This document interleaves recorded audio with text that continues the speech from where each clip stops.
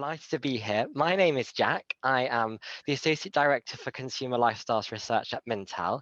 I'm delighted to be back today. It's my third year at the British Library's Startup Day event. I'm sad not to be in the wonderful London Theatre presenting today, but I'm going to do my best to bring lots of energy virtually. And the good news this way is that if you start to find me annoying, you can always press the mute button or even shut me down completely. I'm going to be speaking for the next 40 minutes about market research and primarily about the amazing market research we do at Mintel, some of the really great findings that I think could be really interesting for you today, and really to highlight the fantastic relationship that we have with the British Library for you to access some of this fantastic data, in fact, all of the data in today's presentations, and so much more through our relationship with the British Library's business and IP centres around the country. Now, before I begin, I should explain to some of you who might not be familiar with who Mintel is, the company I work for. Mintel is the world's leading market intelligence agency. We have for over 45 years, now I say we, I'm only 30, but they have, and I've been part of it for 8 years. We have been experts in what consumers want and why. We've been collating data, findings, news stories, qualitative research, all of these together to help us really understand the consumers. Why? Well, we are passionate believers in market research. As you can tell, I get super excited about market research. I'm spinning in my chair, I'm so excited. And the reason we believe in it is we believe it is essential to helping businesses to grow. We believe that businesses of all sizes, large, the giant brands of this world, the big national businesses, the small local businesses, all the startups like so many of you, need to really understand the consumer, understand the market you sit in to help you make the decisions you need to make and the guidance you need to grow your business and to go to that next step. Now, today's presentation sits heavily on our British Lifestyles report. This is our flagship report that we have been writing for the last 30 years. Once again, I say we, I've written it for the last 5 years. It's a fantastic opportunity to pull together research from across all of our platforms, all of our research on automotive, food, drink, beauty, travel, holidays. All of this comes together into one central spot where we look at consumer spending, their attitudes, their behaviors at that point in time. It's like a postcard of that year and what's happened. Now, I had lots of really exciting plans for 2020 and what I was going to write about when I started work on this last year.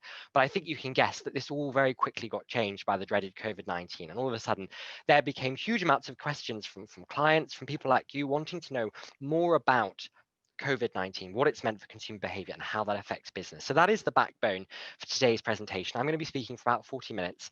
And across that period, we're going to break into phases of how this year's gone and how that's affected business. Phase 1, into lockdown, what it meant living in lockdown, that phase 3 there, emerging from lockdown. Phase 4, consumers in the second wave, so that brings us up to now. And finally, hopefully, a road to recovery.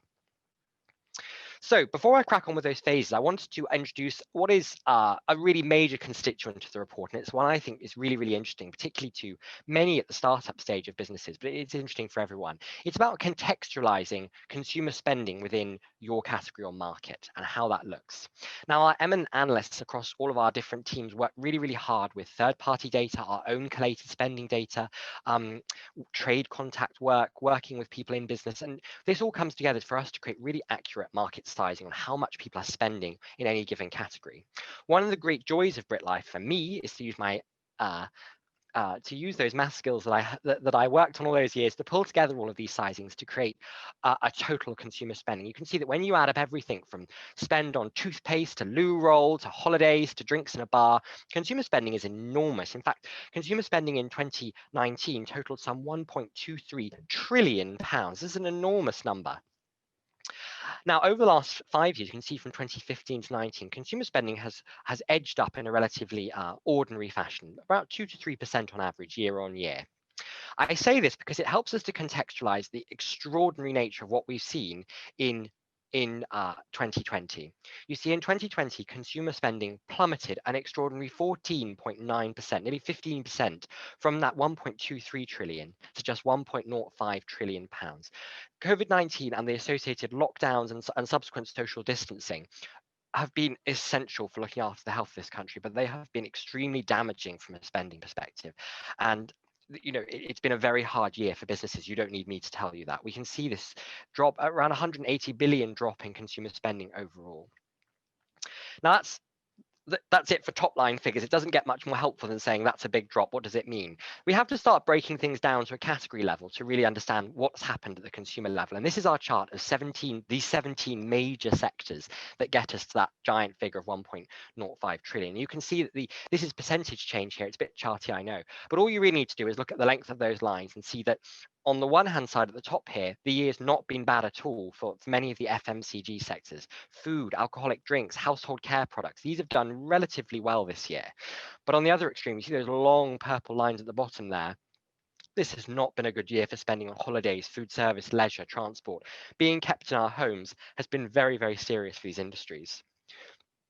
So that tells you the back. How did we get to those points? What happened at what point, and what happened to consumer behavior to cause those changes in spending, and how do we get out of it? We're going to move into phase one. It's a reasonably gloomy presentation, if I'm honest with you all today, but every cloud has a silver lining, and no matter how large the cloud is, and we're going to deal with some pretty big clouds today, I always will find you a silver lining. And to be honest with you, for every silver lining, I'll also find you another cloud. Oh, a snort already. Sorry, got excited. So what happened? Consumers into lockdown. Well, you know, I said that Mintel had been collating data on COVID-19 all year. It's what we do. We wanted to know how consumers felt about this. And two questions felt really important to me straight away, right back in February. And we've been asking these almost every week since. How concerned were consumers about being exposed to this awful virus? And also, how concerned were they about the impact it could have on their lifestyle? So we put this on a scale of 1 to 5, 1 being not at all worried, 5 being extremely worried. And what we have here is indexes of those responses across that period. A wiggly line is always the central point of my presentations, and I couldn't start this without a good wiggly line.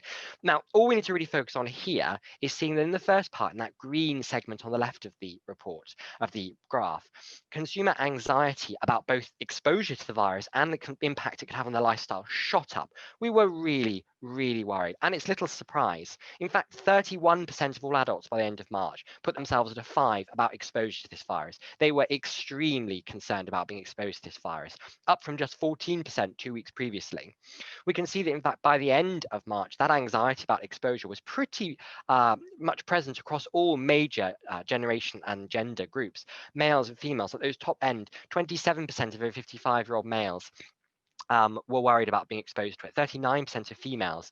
This is interesting. Males in particular, that over 55 group, are not a group that often identify with health concerns. They're not a group that openly will say, I'm worried about it. There's a lot of I'll be fine attitude. So to see that sharp increase amongst the male over 55s, basically my father's generation, who doesn't worry about anything, and he's still not too worried about COVID-19, but that's not for here, have become so much more worried, from 9% to 27%. In fact, that increases quite a bit if you start to segment that and say men over 75, realizing they were one of the most vulnerable groups to this ghastly virus. So what did this increase in anxiety mean? Well, it meant that consumers started to do something that I have been desperate for them to do for years. No, not use Palantino font in all of their communications. The next best thing for clean freaks like me, they started washing their hands more. Thrilled I was. 86%, in fact, of all adults by the middle of April say they were washing their hands more often as a result of the virus. 59% using hand sanitizer more often. You all remember you couldn't buy hand sanitizer anywhere. This was an absolute boon for sales of hand sanitizers and hand soaps. People were buying it up on the shelves. Tesco, Sainsbury's had to introduce limits on how much you could buy of both of these products because it was flying off the shelves as people wanted to do everything they could to follow that guidance from the government, from the NHS, and make sure they were doing their best to limit the virus's spread. So was this really good for that category? Surely beauty and personal care, if we saw those sales of soap flying off the shelves, did really well out of this. Well, unfortunately, soap make up a relatively small section of the wider beauty and personal care market. For any of you in the online, not in the room, but any of you online who are setting up a soap business, there's some good news to come. For the rest of you who might be thinking about a beauty business, it's a challenging time. In fact, spending on BPC this year fell an extraordinary 15%, down to 21.5 billion pounds. Why? Well, you know why. Think back to what you did early this year. You had to stop going out, and so you, just like I, like so many people, thought, what's the point? Why am I bothering so hard? I don't need to put fragrance on to smell nice for the children that are downstairs screaming. What's the point? Color cosmetics, why would I put makeup on to sit on a Zoom meeting with my colleagues? I may as well just put some new pajama bottoms on the bottom of me. pull my hair up and deal with it. And this was the mindset that spread around the country. We worried much less about our appearance in lockdown. We've actually worried a lot less about our appearance ever since, in fact. And the result is it's really hit the appearance focus categories sections of beauty. We saw a real plummet in those sectors. So I talked to our eminent expert in beauty, Rashida Khanum, our category director, because I wanted to ask, well, what does this mean? Is this game over if we're worrying less about our appearance? Roche was quick to highlight that, yes, this is a challenging point for beauty, but she does expect, so do all of our analysts on the beauty team, a regrowth in beauty sales in the coming years as we get back to a sense of normalcy, a life outside of our homes, and we start to worry about our appearance again. But our relationship with our appearance has had a bit of a reset. It's not all about appearance. In fact, this has been a trend that's been growing in the beauty sector for a number of years. This idea that beauty, personal care, these shouldn't just be about appearance, but also be about health. What are the ingredients in our products? How have they been made? What's the process? How can we make sure that we are using these products that make us look great, but also making us feel great and making us feel better? Some of the rituals, skincare actually did really well during the lockdown as people thought, I'm going to take the time to do a really good check of looking after my skin. I bought those socks, lots of people did in fact, that you put on your feet and they get rid of all the hard skin and make your feet nice and smooth. Good image for you all whilst you're listening in this morning. But it's these different approaches to beauty. It wasn't about the glitzy part of looking great. It was about using beauty to feel great. And I think we can expect that to continue going forward. So for those of you in this sector, it's going to be really keen and clear that you need to focus on making your product have that feel good factor that will help people to get to feel better, not just look better. People also did something that I've also, again, I'm a clean freak. I have no shame of this. They started cleaning their houses more. By the middle of April, 50%, half of all adults in the UK in our survey panel were saying they had increased their use of disinfectants or other household cleaning products. This another showcase that hygiene became really important. I chatted to our global household care analyst, Richard Hopping, and he echoed so many of the things that Roche said about beauty. People so keen to look after themselves. Our houses became safe havens, and this has really helped sales of cleaning products. Now, we expect that to continue as we look forward over the coming years. But to really take advantage of it, it can't just be soap. It can't just be a bit of bleach. People need to really understand that this is bringing into a holistic understanding of health, well-being, the buzzwords in beauty, personal care, and household for the coming years. And I think it's here to stay. If we look at what's next as we draw to conclusion on this short first phase, health, hygiene theatre, one of my favourite new expressions, is here to stay. We are, as a consumer group, still very worried about this virus. We are still not sure about where it's going. We also know that there could be further viruses in the future that come and pose a similar threat to mankind. We want to make sure that we are doing everything we can to look after our health and hygiene. In the short run, this is going to be great for detergents, bleaches, and hand washes. But longer term, there's a much bigger opportunity here. If you're a shop or a retailer or you're someone who's providing a service, it's about proving hygiene is the hygiene and hygiene theatre is the consumer-facing element of proving to your customers that you are looking after them. You are making your stores safe spaces. You are making your offering a safe space. If it's packaging that comes with antibacterial surface properties, if it's a beauty product that also is a mascara that helps to keep off, to fend off pathogens from coming through your eyes. These are the ways of looking at this. Don't do that. That's a really bad idea. But these are the ways that we can look at creating products and making sure that we are touching in with the most fundamental part of consumer concern and anxiety at this point in time. So this takes us into our second phase, and things calm down a little bit here, where consumers started to feel a little bit less anxious. In fact, I have, of course, some data for that. If we focus now on our moving green patch, that second phase from the middle of April to the middle of June, this is where people's anxieties about exposure and lifestyle impact started to settle down. We'd seen what the virus could mean. We'd seen it in all of its horrid glory. By the 11th of April, we were seeing our highest levels of deaths in the UK and our greatest strain on the healthcare system. And the reality is we start to think, well, if I'm in my home and I'm doing all the rules, this is the best I can do. And with that, cases started to fall gradually across this period and people started to feel safer. But a lot of it was that they also adapted to life in lockdown. It became less frightening. We started to realize what we could do. We thought there'd be an end to it, and people felt much better about that. That's why we saw that slow down, that green line there you can see about consumer anxiety. But for every silver lining I've just given you, I told you I'd give you a cloud to go with it. This was not great for those out-of-home industries who had no opportunity. Spending on travel, food service and leisure, they fell a huge amount as so many outlets and facilities were forced to close across this period. Bars, holiday groups, hotels, these all had to close as we sought to bring this virus under control. And the reality is spending was decimated. In fact, if you add together spending for those three sectors there, spending collectively across these sectors fell 60% from 2019 to 2020. An extraordinary fall, and one that I really hope we never see again for this sector. And it wasn't just those leisure facing sectors that were affected, it was also clothing. As I've said, just like beauty, if we weren't bothering to look after our appearance, why are we going to buy new clothes? I'm not going anywhere, so there's no point. And this was really damaging for sales of clothing. But let's flip it. Every cloud, I've given you a big cloud. Let's try and give a silver lining. There were, of course, elements of clothing that did do really well in 2020. They're some of my favorite sections. Underwear. If I'm going to have to sit in my underwear all day, I may as well buy something slightly fancy.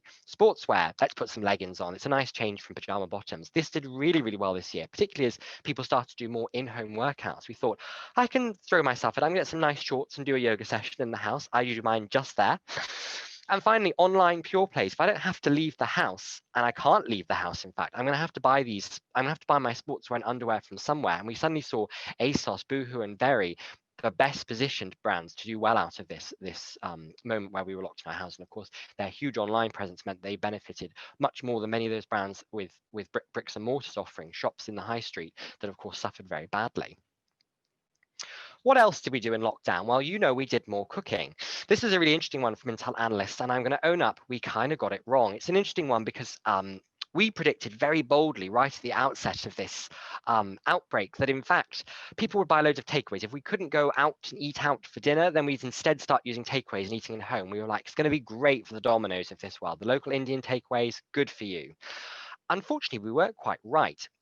The reality is instead of eating out or getting takeaways lots, people started doing more home cooking. They did what they did, in fact, during the last 2008-9 recession. They thought to themselves, I'm going to use this time, and this time we had a lot more time in home, of course, than it wasn't just a recession.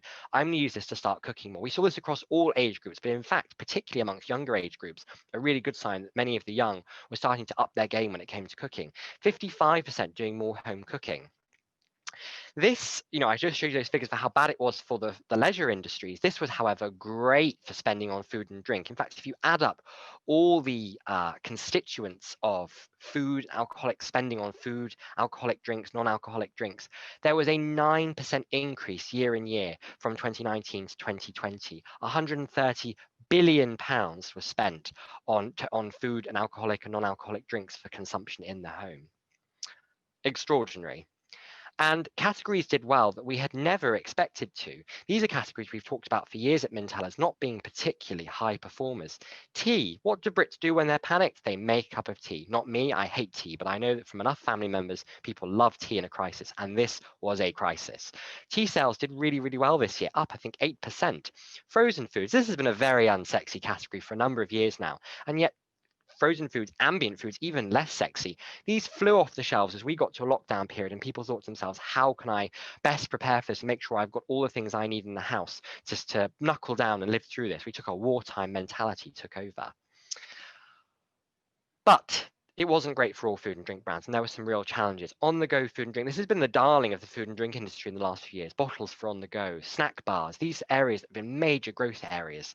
Unfortunately, our life wasn't on the go anymore. In fact, our life was quite the opposite. It was stuck in home, and we didn't need these snacks to take us through and get us through the day so easily. We could have our snacks in the home. We could buy bigger pots of yogurt and eat from the tub. We didn't need to have this on the go, and that's going to be really challenged, in fact, in the coming years as life has moved more in home. We work from home more often. There's going to be some bigger challenges here. Ready meals. I've already said people are cooking more from scratch, so we don't need ready meals. And as for champagne and sparkling wine, what were you celebrating? There was very little to celebrate this year in many respects. That's probably a bit mean, but there wasn't the same appetite for celebration that we've seen in previous years, and this really hampered sales of champagne and sparkling wine. What else did we do in lockdown? We spent lots of time online, video conferencing, streaming content. My goodness, wasn't it a good year for the likes of Netflix and Disney Plus? Good year to launch, and shopping online. Our lives digitized. We spent a lot more time on our laptops, and this was a real boon for the people using those channels. We also did more home workouts. 33% took part in more home workouts as a result of the COVID-19 outbreak. Most of the time, even if we're not the biggest gym bunnies, we do footsteps, we walk to work, we walk to pick up our children from school. Without that, we started to feel really very stagnant. And this saw a really encouraging uptick in the people doing workouts at home. In fact, younger adults, this was really high, as much as 40, it was 46% this week, in fact, were doing more home workouts at this point. So a really extraordinary shift in the amount of exercise we were doing. So to get back in on the Mintel experts and some of their data on this, I chatted to Lauren Ryan, our senior analyst who writes all about these topics in our wonderful reports across Mintel. What does this mean for gyms and fitness clubs if we're doing more exercise in home? Well, it's going to be a challenge, she said, for the next few years. Certainly, people have found they can do exercise in home. We've bought the equipment. My kettlebell is just there. You don't need to see props. We can do these things without going to the gym now, and that will put pressure on gym groups and also the amazing digital facilities. So what can gym operators do? Well, I think looking forward, well, Lauren would say, it's going to be about emphasizing their facilities, things people can't replicate in the home to make sure they have that competitive edge. But it's also, just like everything, going to be about having a really strong digital offering, making sure that you're offering the 360 experience to people wanting to work out so they can do it in their home or in the gym, depending on how they're feeling. Another sort of output from this period that is a lot less jolly, this is definitely a big cloud, regards the strain on consumer spending and how that's fallen out. We asked consumers how their finances have fared since the start of the outbreak, and an astonishing 36% of all UK adults described their finances as worse than since the start of the pandemic. That really is very sad. Now, of course, the flip side of that, if you're a glass half full type of reader, is that everyone else would say their finances were either the same or even a very small group, so they were a little bit better. But we can't ignore this group that see their finances worse, because that's a group that are going to feel particularly squeezed. We're expecting the furlough scheme to end at the end of March next year. That's going to put unemployment into a less positive position again. There are some real challenges financially to come, even as we start to have hopeful signs of the end of the virus. We can see that not all groups were impacted equally from this either. In fact, if you look at this spanned out by gender and age within gender, you can see that typically older adults, both amongst males and females, those over 55 groups, they are more likely to see their finances to have been balanced out in the last year or to at least, or even have got a little bit better. But when we look at younger adults, and particularly younger females, I'm afraid to say, ladies in the audience, it's not been such a good year. These are groups that often predominate in jobs in the services, leisure industry, travel industry, the retail industry, and to see the number of furloughs and job losses in those sectors, it's unsurprising, albeit still very sad to see that these groups have been very affected. So for many brands who are focused on the young, it's going to be there's almost a vicious circle coming out of the coming years. This is a group that might be struggling financially, and so appealing to them will still be important, but getting them to spend more and getting them to trade up is going to be a challenge. Against that, of course, you could say that the grey pound, the over 55s, my father, back to the central spotlight, this is a group that present a really fantastic opportunity. They've always presented a fantastic opportunity, and I think this feeds into my ongoing narrative and advice to anyone. Do not ignore your over 55 audience. It is a very large group. They actually account for as much as 30% of the UK population, and they are typically, certainly once you get to 65 plus, in a better financial situation. Largely, you can't make such generalizations, but it makes them a relatively lucrative group. And from a brand positioning point, to ignore that group is a bad idea. Rant over. Let's move on to what next for this section. Home life is to become more important. We are hoping that we can get back to a life where we can go out and see our friends, eat out more easily, go to the cinema, the theatre, for goodness sakes. I can't wait to go. But this has had a fundamental shift in how we live our lives. We're expecting to work from home more. We're expecting to spend more time socializing at home, even if it's just from a financial perspective, save money. And this means that brands can really benefit from proving how their offering taps into this dynamic, how their offering helps to lift and elevate the in-home experience. Is it a super fancy sock pack? We're back to my feet. Is it socks that can make watching a film feel very, very indulgent? I watch The Witches for my sock packs. I don't know why I'm telling you all of this dastardly information about me and my feet in these wet socks. But is it that? Is it about a text service like we're using today to watch me, or that can make watching and using the online facilities more interesting? There is an opportunity here to really lift the in-home experience. But the second one here, money is going to be tight. And there is a lot of people who are going to be very focused on the price aspect of value. Many startups come with a higher price point. There's something you need to think about very carefully when you're thinking about your offering. It's often unavoidable because you are just starting out. But that is going to be an immediate barrier for a lot of people for the coming years.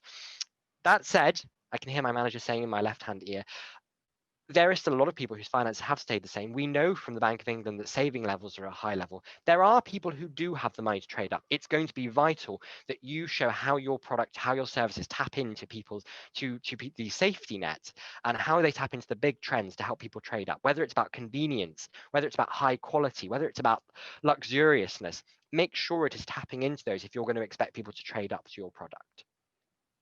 Ooh. My favorite block in the entire slide, the blues, the whites, it all ties together. She's stunning. It's just my favorite. I just love this block, even though it's just a title.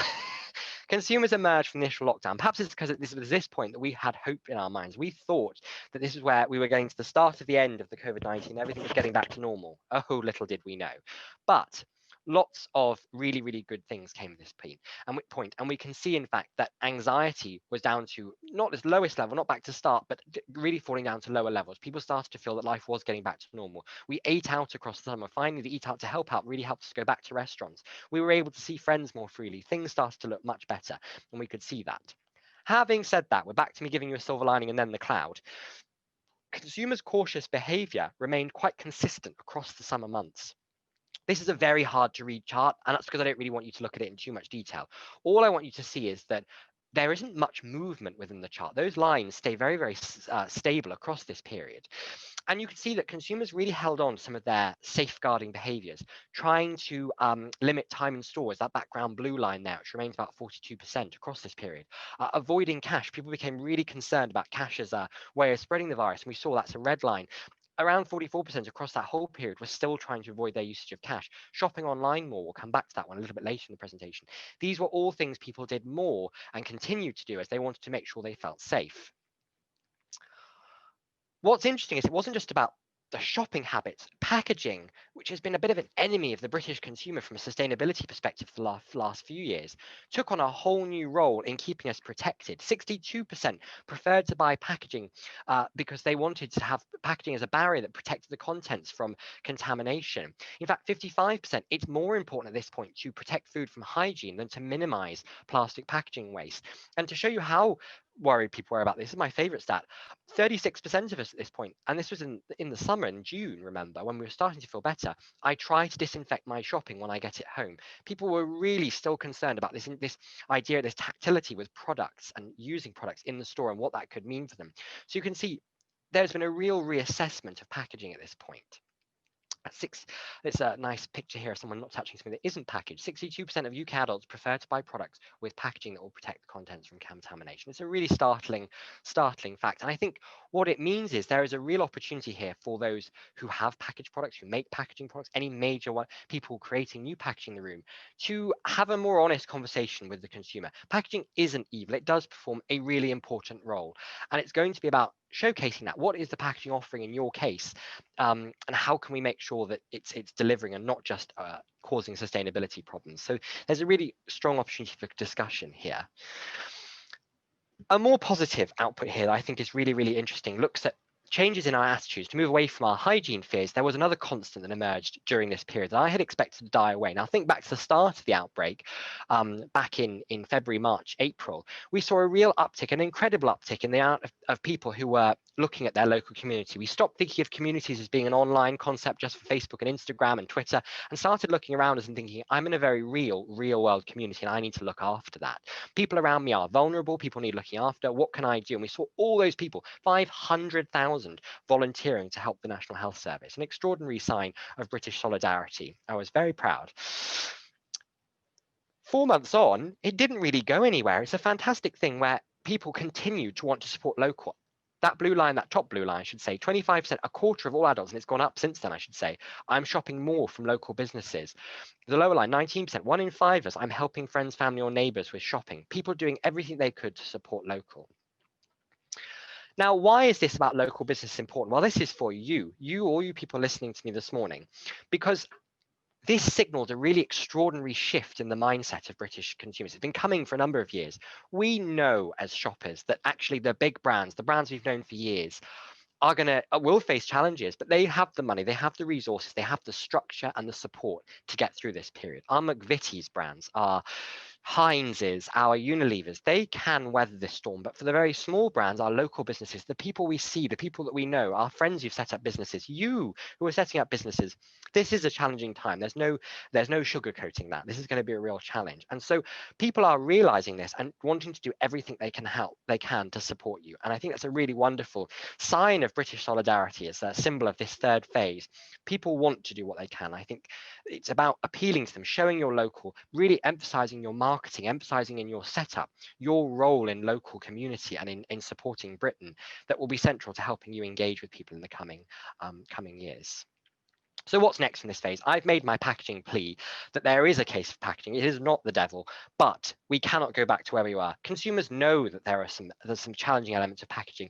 Throwing things out in oodles of PET is not just the solution. If you are creating packaging for the packaging manufacturer or product in packaging, it will still be important that you understand why that product is packaging. Does it give it a longer shelf life? Is it good to transport the product? We must understand these things if we are to settle and balance the consumer expectation of hygiene, safety, but also with sustainability, a major theme we come to in a second. And community, more important than ever. It's still my favorite fact. It's still one of the most wonderful things of this year's findings. There are so many opportunities to work on this, about using your integration with communities to really showcase what you bring to the table that's different from the big players. For the big players, if any of you should be listening this morning, accelerator schemes, incubators, startup programs, working with people like you, most of the startup brands listening today, about working with you to understand that collectively and together, we can create a much more diverse and interesting marketplace in the UK and protect that going forward. And I think for any of you considering working with incubators and accelerators, there are some amazing programs out there. I've worked with a lot of them in the last few years. I think going and exploring them at this time where they can offer a lot of really invaluable support and information could be really, really wonderful and really help you in your business growth. So wave 4, when I started writing this in September, phase 4, when I started writing this in August, in fact, I was thinking, this is great. This is going to be a really lovely subsection. It'll be all about the recovery of the UK.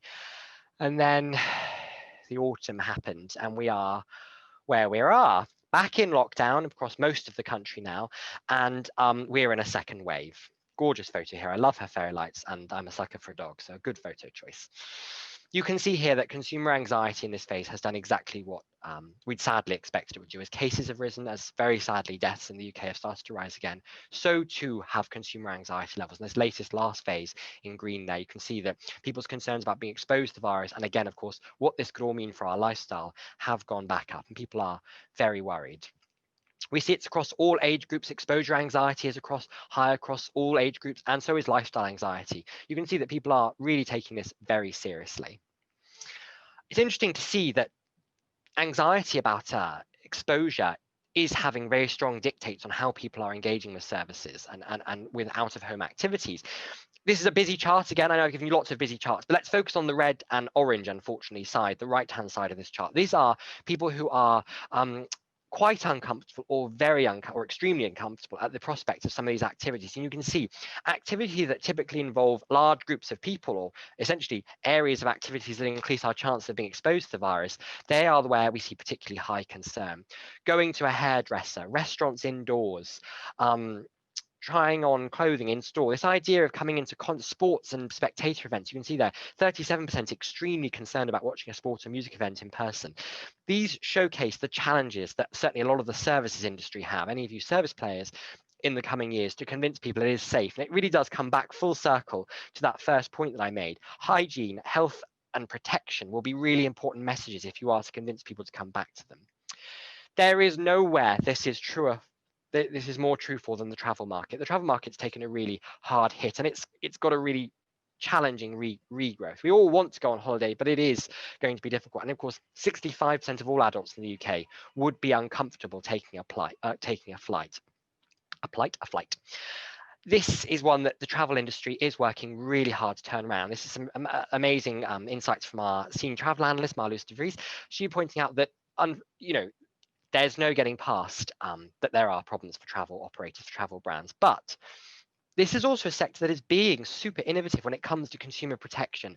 They are creating much more flexible travel opportunities, things that would have never been possible a few years ago. Late notice cancellations, these have all come to the foreground. Airports, train hubs have gone to the next level with the technology they're using to keep things clean and to keep the germs and transmission rates low.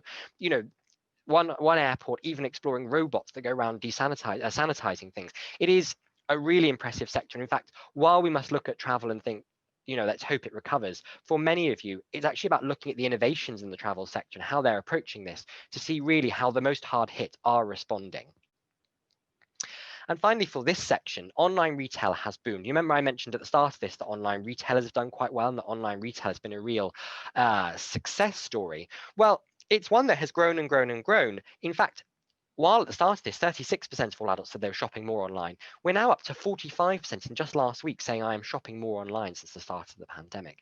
Online retail has been doing really, really well for the last few years, and we can see that it's going to continue to do well in the coming years. In fact, there are a number of sectors that have done particularly well because they've been so innovative around this. I really enjoyed this on the left, augmented reality fitting rooms. There's been a few players experimenting with this for the last few years, but of course the need to stay at home has taken this to the next level. We've got ASOS, a few other brands partnering with some really advanced technology firms to create initiatives that have really made this possible. You can now try on different clothes on avatars on ASOS. There's another operator from Israel that allows you to put your clothes on you. It's really online clothes on you and see how it will look. It's really, really clever. Car showrooms taking on this as well. We've seen Skoda amongst other players creating some really, really interesting ways they'll show you around the car with their set cameras and someone will guide you around just like you're in the store yourself, and online tech tutorials. Apple, PC World, these have all given tutorials via Zoom or via various online channels to make sure people don't have problems. Of course, I will say there is a problem here. If your phone or laptop has completely broken, you can't talk to the person online, but that's just me being shady. Probably most people know how to fix things better than I do. Now, chatting to our eminent Associate Director for Retail Research, Nick Carroll, I said, what does this mean for online retail going forward? And he said, online retail has kind of started to plateau in the last few years in terms of its engagement. It's grown and grown and grown, but those who were shopping online already, that group wasn't getting any bigger. This has changed things. COVID-19 has really seen a rapid increase in the number of people who are shopping online. We've seen a real increase in older shoppers, people in the over 75 group who previously would have never wanted to shop online, suddenly doing so online. So what does this mean? This means to any of you, whatever your industry, I don't really mind, the importance of a strong online portal, something that can really engage and bring to life the consumer experience, will be vital going forward. And I think that's something that all operators, whether they're big, small, have realized that there is a need to up their game, no matter how advanced they thought they were as an online offering. So the road to recovery, 4 minutes left for me, and I'm going to whiz you through where we're going next, because these are some bigger picture themes that I think could be really, really positive. This chart here is a much more positive chart than the one I showed you right at the start of today's presentation. It looks at how we expect spending to recover over the coming 5 years from 2020 to 2025. And you can see that generally speaking, we expect to see recovery in nearly every sector. I wouldn't be as guided by recovery in those top three: holidays, food service, and leisure. It's really encouraging to see 260% growth in spending on holidays from 2020 to 2025. But we have to remember that's coming from a very low starting point. So a lot of these figures actually only take us back to where we were in 2019. And spending on holidays, we hope that by 2025, we'll be back to 2019 levels. And hopefully from there, no more ghastly virus, no more outbreaks, and we can start to see the travel sector recovering. But equally, these growth areas in FMCG, down in BPC, beauty and personal care, non-alcoholic drinks, food, these might seem smaller, but again, they're coming from now a much healthier starting point. So this chart can be need to be a little bit careful with, but it is encouraging to see widespread growth. In fact, 27.2% growth in consumer spending overall. So what else have we seen from this period? I think I wanted to take a bit more of a conceptual look back over the last few months and see how people have been reacting to it. And this is data from the end of October. I asked to our panel, how have you reassessed your priorities? What have you been thinking about? What has COVID made you think about? And we can see that for many people, COVID-19 has seen a real shuffle in our priorities. People have started to look at what we prioritize and what's become a higher priority since the start of this.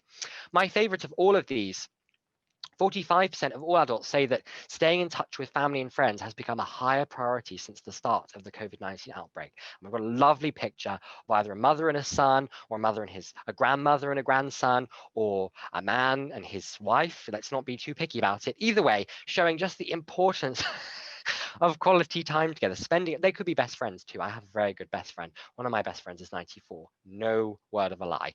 And it's about showing how important these connections are in our life. We've realized that for all of its merit, for all of its keeping us going, online communication has not cut the mustard. It has not been enough to make us feel close to those we need to feel close to. And I think going forward, the recovery for much of the leisure and travel sector will be about showcasing, and food service too, the opportunity it provides for people to spend more time together. Health and well-being. This was a major trend, as we said at the very start of the presentation, even before the outbreak, and this is only going to accelerate it. 32% of all adults say that doing exercise has become a higher priority since the start of the outbreak. Whether you're a food brand, a beauty brand, an exercise brand, a hairdressing brand, this is going to be health and well-being is a major part of the consumer mindset. And looking forward, showcasing how you sit within consumer health, where you position your product as part of a healthy, better lived lifestyle will be essential. And I mentioned it a few times throughout the presentation. We can't go anywhere without talking about sustainability. It is a major topic in this day and age, and it's not going anywhere. Consumers have slightly taken the spotlight off sustainability in fears of their hygiene this year, but it is going to come back, and it will come back stronger than ever. We are aware that so much of the virus comes from our imbalance with the world around us, our lack of cohesion with nature. And to get back on track, we need to look after nature, and consumers will realize this, whether it's about packaging, whether it's about the communities and the ethics of the people in the world. There is a need for brands to get ahead. And I think this is an opportunity where brands have so often been behind the consumer expectation on being environmentally friendly and being more ethical. While the consumer attention is elsewhere, brands have an opportunity to catch up and get ahead so that they are leading the conversation when it comes to being more sustainable. So some conclusions. I've spoken for 40 minutes and 25 seconds. I'm eating into your break time. I will conclude by saying 4 things. Health and hygiene theatre is here to stay. This is the consumer-facing front of protection and consumer care. And brands, whether you're a shop, a beauty brand, a food and drink brand, proving that you are looking after health hygiene, being transparent about the ingredients you use, where they come from, how it's been looked after along the supply chain route, will be vital to proving to consumers you have taken this virus seriously and you are taking their health seriously longer term. Digitization of lifestyles has been accelerated. Our lives are more online than ever before. We've talked a lot about trying to get rid of the online element. Unfortunately, we've gone even more online in my perspective. But this means that we need to, as a brand, make sure that we are creating that balance, that we are showcasing we have as strong an opportunity online as offline, and that they are really balanced and offering people all they need so they can make the choice whether they want to engage with you online or in the real world. Financial pressures undoubtedly present some challenges for the coming few years. People will be tight on money, and we have to be sensitive to that. Having said that, tapping into these major trends, showcasing that you are being sustainable, healthy, that you are looking after communities, these are the ways that will encourage people to spend more.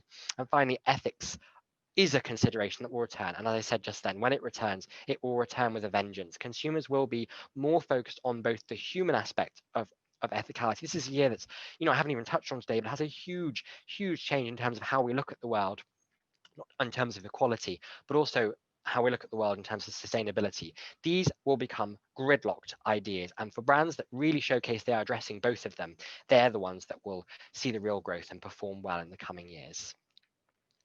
Thank you so much for having me today. I've really enjoyed it, and I hope you found it interesting. If you have lots of questions, great. They can all go to the wonderful business and IP teams around the country, and they will help you with all that Mintel data and so much more that I've presented. Thank you. Enjoy your break, and have a wonderful rest of your day.